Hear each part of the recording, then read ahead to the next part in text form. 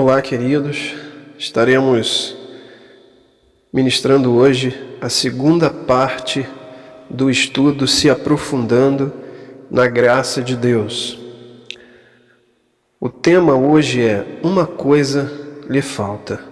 Estaremos vendo Lucas 18 e Lucas 19. Bom, por que esse tema, Uma Coisa Lhe Falta? A gente aplica essa frase àquele jovem rico que aparece Jesus. Nós vamos estar lendo e quando ele diz a Jesus que cumpriu todos aqueles mandamentos, Jesus diz: uma coisa lhe falta. Bom, hoje muitas pessoas que têm se apresentado a Deus, têm estado diante de Deus ou têm vivido um cristianismo, tem vivido com base em sua performance. Ele pode até não dizer isso, não professar isso. Ele está num meio que o próprio meio incentiva ele o quanto ele é fiel, o quanto ele é santo, o quanto ele é devoto, o quanto ele é dedicado, o quanto ele é obediente. A verdade é, queridos, que quando você se pauta nessas características para ter a bênção de Deus ou para ter a salvação, na verdade você não adquiriu nada, porque você está chegando para Deus e está dizendo: aqui estão minhas performances, aqui estão os meus qualificativos, aqui estão aquilo que me posiciona diante de Ti como digno da Tua bênção, Senhor. Querido, eu quero te dizer que a graça não atua assim. A graça, ela é um favor imerecido. E por isso que toda vez que você chegar diante de Deus, através da lei, o que é, Peterson? Através da lei, mostrando a Deus que você é fiel, que você é obediente, que você cumpre, etc. Eu não estou aqui abrindo parênteses para não fazer essas coisas. Eu estou dizendo aqui que quando você se pauta nessas coisas para ser merecedor da bênção de Deus, na verdade, você perdeu a graça. E ao ler esse estudo hoje, e você que vai estar tendo acesso a esse vídeo no YouTube, ao escutar esse áudio, eu peço a Deus, ao Espírito Santo, que a sua graça o ilumine e que seus olhos sejam abertos a esta maravilhosa graça que nos faz enxergar um amor de Deus que não está baseado no que eu faço ou no que eu sou. Essa graça de Deus, ela atribui a fazer e ser a Jesus Cristo. A mim, ela atribui aonde eu estou. Se eu estou em Cristo, eu ganho todas as bênçãos de Deus através de um favor. Não está baseado em quem eu sou e muito menos em quem eu faço. Esse critério foi aplicado a Jesus, porque Ele foi fiel e porque Ele é fiel em cima de tudo que Ele cumpriu na sua obra redentora, sendo Ele meu representante legal. Eu estando nele, eu recebo todas as dádivas inerentes àquilo que Ele conquistou na cruz. Bom, queridos, vamos adentrar a esse estudo e muitas coisas nós temos para falar nesses textos que estaremos lendo. Não vão ser apenas 2 textos, eu vou estar falando outros textos aqui, porém os textos que vão ser lidos vão ser Lucas capítulo 18 e Lucas capítulo 19. Lucas capítulo 18 nós vamos estar lendo do versículo 18 ao versículo 23, que diz assim: perguntou-lhe um certo príncipe, dizendo: bom mestre, que hei de fazer para herdar a vida eterna? Jesus lhe disse: por que me chamas bom? Ninguém há bom, senão um, que é Deus. Vamos dar uma pausa aqui. Nós já podemos observar que este jovem, este príncipe, ele chega até Jesus sem um vislumbre da pessoa de Jesus, ou seja, sem um vislumbre exato de quem é Jesus. Porque Jesus diz: se você soubesse quem eu sou, não me chamaria de bom, mas sim de Deus, porque bom só há um, que é Deus.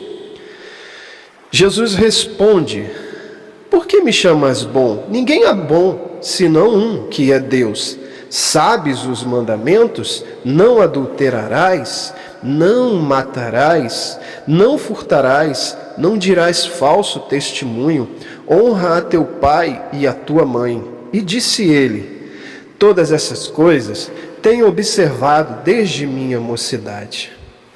É interessante, queridos, quero fazer outra pausa aqui. E é interessante porque essa partícula do texto, nós já podemos observar a presença desse jovem diante de Jesus. Ele está dizendo assim: essas coisas todas eu tenho observado, eu tenho sido fiel, eu tenho sido digno. Vamos trazer para os dias de hoje: eu tenho sido digno, Senhor, de participar da ceia, porque eu sou santo como Deus é santo. Ou seja, ele tinha uma autoconfiança, ele tinha uma justiça própria que é gerado de um orgulho interior, e isso é gerado da religiosidade. Toda vez que você se apresenta diante de Deus através de uma capa religiosa, isto gera orgulho, e aonde há orgulho, há justiça própria, e se há justiça própria, a justiça de Deus não pode operar. Vamos seguir em diante. Versículo 22, e quando Jesus ouviu isto, disse-lhe: ainda te falta uma coisa. Outra pausa aqui nesse versículo 22, na parte A, é que sempre que você se apresenta diante de Deus com as suas supostas performances, com os seus títulos: eu sou o apóstolo tal, eu sou o pastor tal, eu sou o diácono tal, eu sou fulano de tal. Queridos, Jesus vai elevar o nível da lei para que você entenda que não é possível guardar toda a lei. Então ele aplica a lei internamente. Ele quer que você diga: não posso, Senhor, porque somente através do quebrantamento humano a graça se torna o modus operandi em nós. Porém, é nessa hora que o homem deixa o orgulho subir. Aqui está eu. Então, Jesus diz: uma coisa lhe falta. Vamos continuar o texto.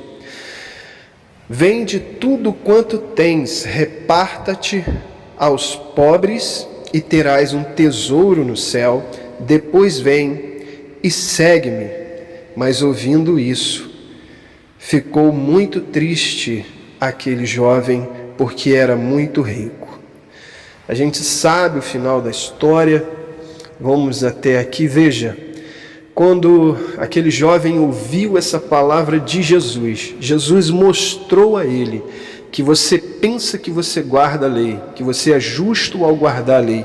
Eu vou te mostrar que você fere o maior de todos os mandamentos: não terás outros deuses além de mim. Porque o Deus daquele jovem, daquele príncipe, ou seja, principal daquela época, era o dinheiro. O Deus dele era o dinheiro. E Deus mostra para ele: eu vou mostrar a lei dentro de você que você não pode cumprir. Querido, esse fato é muito marcante, porque é uma grande lição de Deus para nossas vidas e para os religiosos da nossa época, de uma igreja instituição que está vivendo em cima de títulos, que está vivendo em cima de performance, estão vivendo em cima de quantos somos fiéis e o que temos feito. Aqui está seu povo, Senhor. Veja, esta é uma grande lição. Jesus vai dizer para você: uma coisa ainda te falta. Queridos, veja, o Senhor Jesus, Deus estabeleceu a lei com um critério, exatamente para que o homem entenda que pela lei ninguém poderá ser salvo. A lei veio para revelar o pecado no homem. Então vamos seguir em diante. Em contrassenso a este texto de Lucas capítulo 18, nós temos Lucas capítulo 19, do 1 ao 10. Veja, creio que Deus colocou essas duas histórias cronologicamente de propósito na Bíblia, porque nós vamos ter um contrassenso.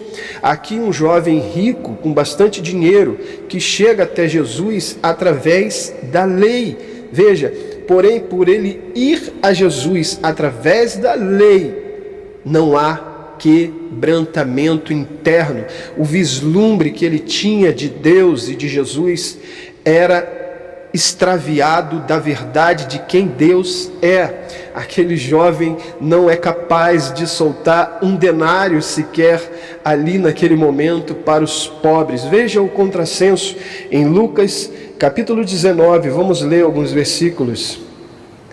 E tendo Jesus entrado em Jericó, ia passando, e eis que havia ali um homem chamado Zaqueu, e era este um chefe publicano.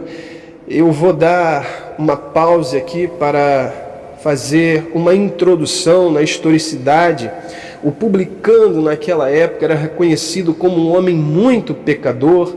A Bíblia vai dizer que ele era publicano e era rico nesse mesmo versículo, porque ele era tido como um traidor da nação judaica. Era alguém escolhido por Roma, da nação judaica, para cobrar impostos da própria nação, dos próprios irmãos. Ele era tido como um traidor, era alguém que a nação não aceitava. E aqui está Zaqueu, um publicano, rico, um pecador.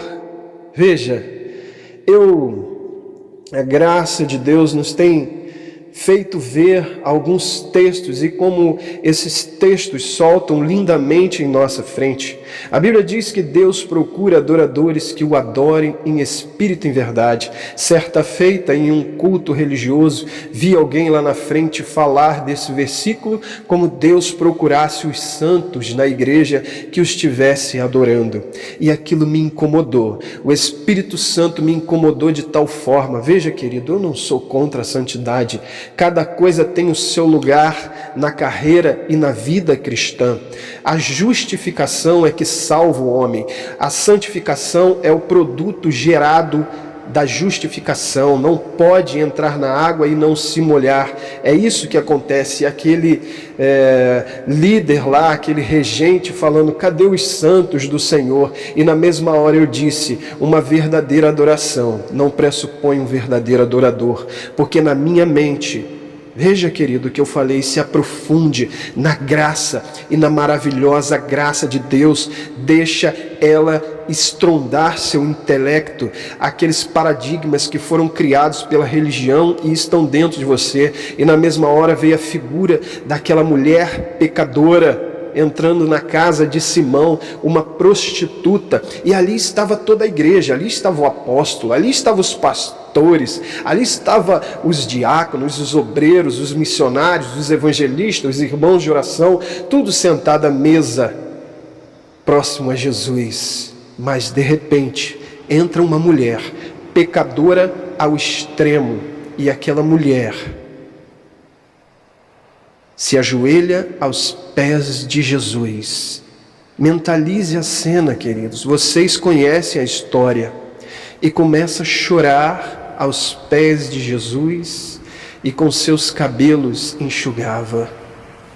Veja, da onde fluiu a verdadeira adoração. De um verdadeiro adorador, eu estou fazendo um paradoxo. Eu estou dizendo, se você olhar para aquela mulher, ela era uma pecadora. Os verdadeiros adoradores estão ali, são os santões. Aquela mulher é uma pecadora ao extremo. Da onde surgiu a verdadeira adoração?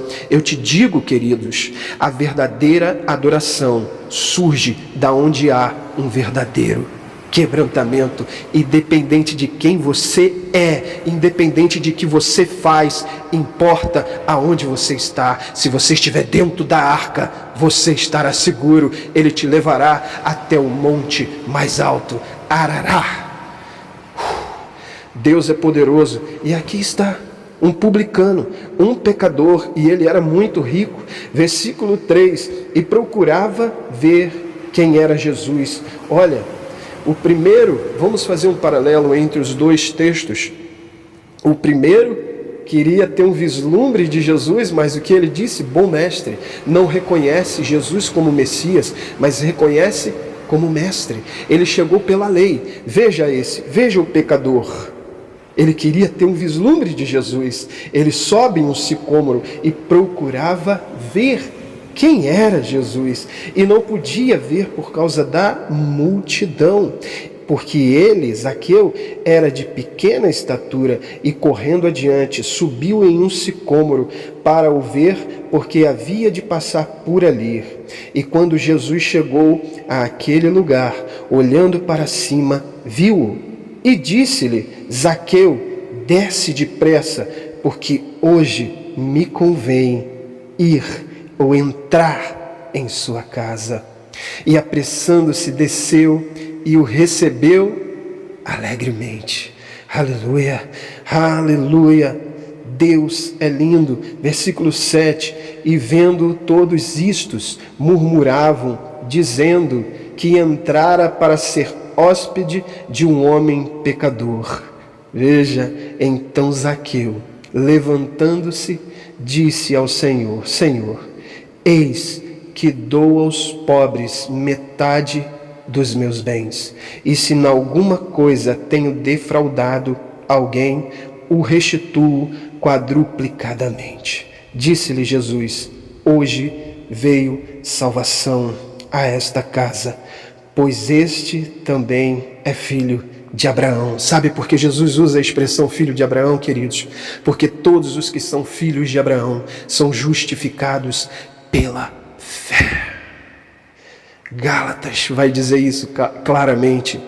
Veja, querido, este homem, este pecador, não confiava em sua performance, em sua santidade, enquanto ele guardou os mandamentos, enquanto ele foi fiel a um estatuto de uma igreja e matou vidas por aí afora dizendo que era fiel. Falou palavras induzidas por líderes e não pelo Espírito Santo. Esse homem não se pautou nos seus qualificativos, ele não pautou-se na sua santidade, na sua moral, no seu credo. Enquanto ele conhecia ou desconhecia a lei, ele se pautou em um quebrantamento verdadeiro diante de Deus. E Jesus mesmo declarou: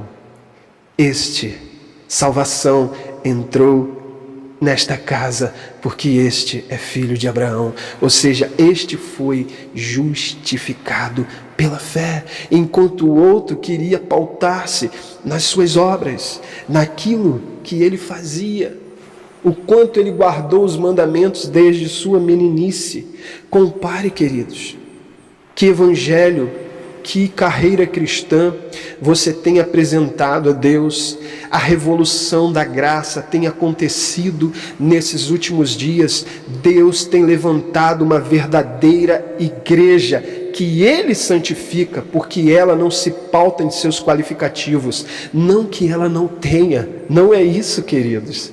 Não que ela não se santifica, não é isso, queridos. É que ela não expõe seus qualificativos, ela expõe seu quebrantamento e o quanto ela necessita de um Salvador. Deus tem levantado a sua verdadeira igreja nesses últimos dias, e várias instituições, várias estruturas têm quebrado por aí, porque esses últimos dias a lei sairá dos púlpitos e a graça subirá, não um púlpito, mas subirá a sua voz. Não precisa de púlpitos, de plataformas para falar a palavra de Deus. Muitos que estão lá estão querendo ser vistos e não querem mostrar Jesus naquilo que falam e naquilo que são. Revele Jesus no seu interior. John Wesley dizia: pegue fogo em Deus e você incendiará o mundo. Aleluia. Veja, queridos, note qual cristianismo você tem professado nesses últimos dias. É um cristianismo de capa religiosa, como este jovem rico. O quanto eu sou fiel, o quanto eu honro minha denominação. Eu não estou mandando você ser infiel, eu estou perguntando para você em que você está pautando o seu cristianismo. Eu pauto em uma coisa: dos pecadores eu sou o maior e preciso desesperadamente de um Salvador para minha vida e para minha família. Existia um homem, um grande homem, que era traficante de escravos, John Newton, aquele que escreveu a letra do hino Amazing Grace. Era capitão de navio de escravos, navios negreiros. A história desse homem é muito linda, está me vindo aqui, eu não preparei nada. Eu quero que você saiba disso. Ao final da vida daquele homem que disse: Senhor, se tu salvar minha vida nesta noite, serei um pregador do teu evangelho. Maravilhosa graça ao pior dos pecadores. Os anos se passaram, aquele homem se tornou um grande ganhador de almas, e ao fim da sua vida, alguns dizem que ele já era tomado por Alzheimer, e ele disse uma frase que ficou na história: os anos se passaram, mas de uma coisa eu jamais me esquecerei: eu sou um grande pecador e ele é um grande Salvador. Seja a igreja que precisa de um grande Salvador, que não se pauta em performances religiosas. Vamos seguir, queridos. Isso é o estudo se aprofundando na graça de Deus. Eu quero agora com vocês dizer uma palavra que é um bisturi para a vida de vocês. Cirúrgica. Veja, eu não sei até onde essa palavra vai chegar.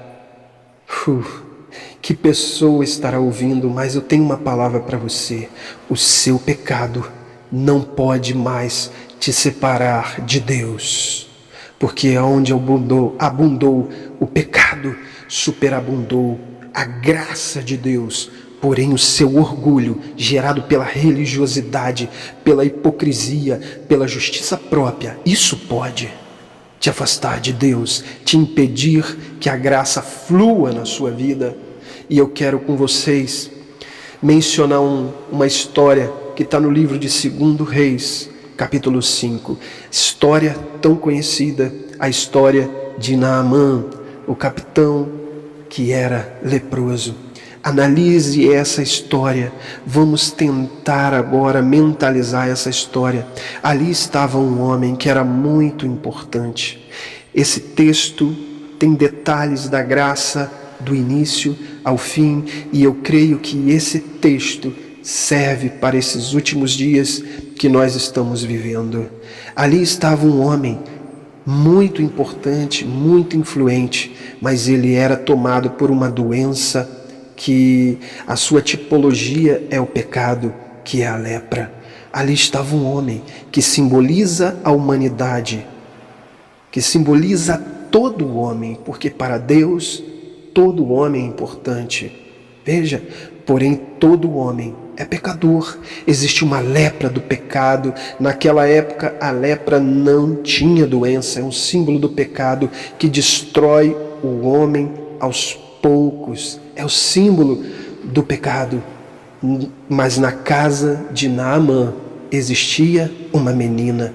Essa menina é o símbolo da igreja, a igreja dos últimos dias. Essa menina não é mencionado seu nome, ela não tinha nome, ela não era Assembleia de Deus, ela não era presbiteriana, ela não era batista, ela não era denominacional, ela não tinha nome, ela era a igreja. Veja, queridos, veja, ali estava uma menina, e o que ela tinha? A boa nova do Senhor Jesus. Esta é a igreja que nos últimos dias se levantará para pregar a boa notícia. Jesus é o Salvador. Aleluia. Ali estava aquela menina e disse: se meu Senhor conhecer em Israel o homem de Deus, essa é a boa nova. Quem é o tipo do homem de Deus? Eliseu naquela época é o tipo de Jesus. Veja, Naamã vai de encontro a Eliseu e ali está, levando seus presentes, seus ouros e pratas. Vocês vão ver que Eliseu não recebe nada disso, porque esta história é um tipo da graça de Deus, e para o milagre que acontece através da graça, não pode haver pagamento, ou seja, não há esforço no milagre que a graça opera em nossas vidas. E ele segue. Lá está Naamã. Veja, seu pecado, sua lepra, que é o tipo do pecado, não o impediu de ir até Jesus, de ser encontrado por Jesus através da boa nova. Não foi seu pecado, mas ao chegar lá, ele queria ser recepcionado por Eliseu, e Eliseu não vai. É o tipo de Jesus que conhece o homem que precisa de um quebrantamento por causa do seu orgulho. Veja, e Eliseu manda Geazi. Geazi diz para Naamã: Naamã, é necessário que você mergulhe 7 vezes no rio Jordão. Agora o orgulho aflora. Eu mergulhar? Veja a religiosidade, queridos. Eu mergulhar no rio Jordão? Eu mergulharia nos rios que há lá na Síria, muito melhores que isso aqui. Mergulhar no Jordão? Veja o orgulho. Enquanto a lepra, o teu pecado, querido, eu quero dizer, não importa o que você fez, Cristo te ama. E quer saber de uma coisa? Quanto mais pecador, melhor para se enxergar esta maravilhosa graça que te ama, e é através do amor e não da imposição de um juízo que o arrependimento surgirá na sua vida. Digo arrependimento no sentido de mudança. Através do amor, algo mudará em sua vida, e não imposição de um jugo pesado instituído pelas denominações que há por aí, pelo julgamento, critério de julgamento. Mas não, eu não vou mergulhar nesses rios, eu não vou me quebrantar. Eu sou pastor tal, sou líder de tal, eu sou o apóstolo tal, pisa em todo mundo, machuca todo mundo, fere todo mundo, mas não se quebranta. A lepra está lá entranhado, pecado, e enquanto houver orgulho, pressupõe justiça própria, a graça não opera. Até que alguém diz, a igreja diz: meu Senhor, se vieste até aqui, faça o que o homem de Deus falou. É hora de um quebrantamento naqueles que estão vivendo no pecado e não têm a consciência, estão vivendo uma capa religiosa. Quebrante-se, queridos. Então Naamã faz aquilo que o homem de Deus falou e a cura. A Bíblia diz que sua pele ficou limpa como de um neném. Esta é a maravilhosa graça atuando em nossas vidas. Queridos, essa é a segunda parte do estudo, se aprofundando na graça de Deus. Nós ainda estaremos trazendo mais estudo aqui, sempre sobre a graça de Deus. Eu quero que, se possível, você escreva isso que eu vou falar agora. Muitos não entendem, na verdade, uma grande porcentagem daqueles que se dizem ser igreja hoje não entendem o papel para que a lei foi dada. A lei foi dada para levar-nos ao fim de nós mesmos, para entendermos que não podemos pelos nossos próprios esforços. Ela nos conduz a uma posição em que saibamos que, sem sombra de dúvidas, que não conseguimos fazer nada para receber a salvação, as bênçãos, o favor de Deus. Isso é uma dádiva. Então pare de chegar para Jesus e dizer: tudo isso tenho feito desde da minha meninice, porque nosso Pai Celestial está esperando que você desista de seus esforços. Eu quero fechar essa segunda parte desse estudo se aprofundando na graça de Deus. Uma coisa lhe falta. Há uns Anos atrás eu estava em um culto religioso e de repente Deus me deu uma visão. E você vai ser esclarecido através desta visão.